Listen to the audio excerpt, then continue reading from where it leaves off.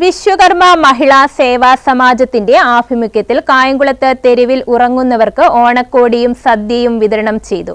Vishwakarma Seva Samajam president Puliyara Venugopal ഉദ്ഘാടനം ചെയ്തു. വിശ്വകർമ്മ സേവാ സമാജത്തിന്റെ 25ാം വാർഷികം വിവിധ സേവന പ്രവർത്തനങ്ങളായി ഒരു വർഷം നടത്താൻ തീരുമാനിച്ചതിന്റെ ഭാഗമായിട്ടായിരുന്നു കായംകുളത്ത് തെരുവിൽ ഉറങ്ങുന്നവർക്ക് ഓണക്കോടിയും സദ്യയും വിതരണം ചെയ്തത്. വിശ്വകർമ്മ സേവാ സമാജം പ്രസിഡന്റ് പുളിയറ വേണുഗോപാൽ ഉദ്ഘാടനം ചെയ്തു. കായംകുളത്തെ സംബന്ധിച്ചിടത്തോളം കായംകുളം വിശ്വകർമ്മ സേവാ സമാജം കഴിഞ്ഞ 24 വർഷമായിട്ട് കായംകുളത്തിന്റെ വിവിധ മേഖലകളിൽ പ്രവർത്തിക്കുകയാണ്. വരുന്ന വർഷം 25ാം വാർഷികം ആഘോഷിക്കുമ്പോൾ അതിന്റെ പ്രവർത്തനം വിപുലപ്പെടുത്തുന്നതിന്റെ ഭാഗമായിട്ടാണ്, തുടക്കം കുറിച്ചുകൊണ്ടാണ് വരുന്ന ഒരു വർഷക്കാലത്തെ പ്രവർത്തനമാണ് വിശ്വകർമ്മ സേവാ സമാജം വിഭാവനം ചെയ്തിരിക്കുന്നത്.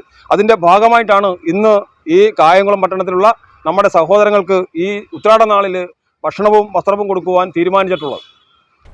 മഹിളാ സമാജം പ്രസിഡന്റ് സുശീല മനോഹർ അധ്യക്ഷത വഹിച്ചു. സമുദായ ഭാരവാഹികളായ പി വേണുഗോപാലൻ ആചാരി, രംഗം മുരുകൻ, സി കുമാരേശൻ, ജയലക്ഷ്മി, ലക്ഷ്മി ഇല്ലം, ജയശ്രീ, രവിശങ്കർ തുടങ്ങിയവർ നേതൃത്വം നൽകി. News bureau, Kayamkulam.